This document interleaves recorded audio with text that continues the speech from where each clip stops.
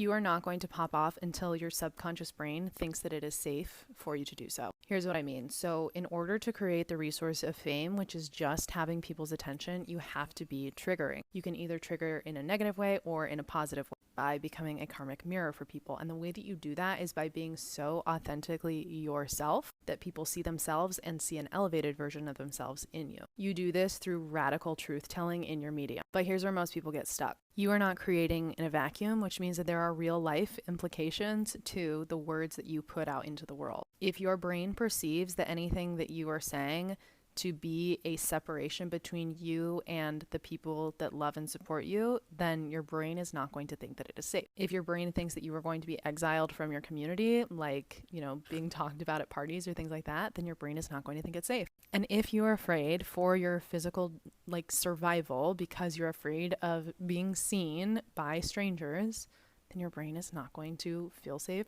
doing the things that you need to do to pop off. Here's what self-sabotage looks like. Obviously, there's the very classic one, which is starting and stopping, or knowing what you need to do and not doing it.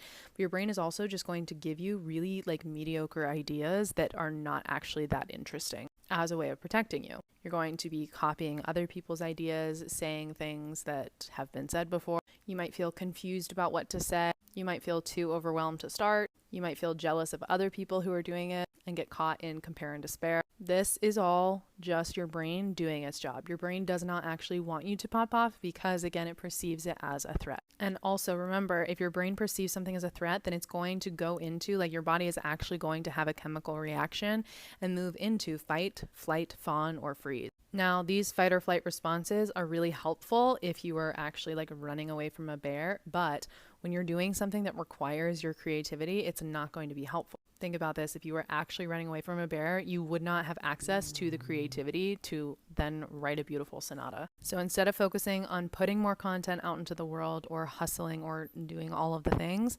focus on rewiring your subconscious brain. I have a free masterclass in my bio for how to do that, as well as links if you want to work with me directly.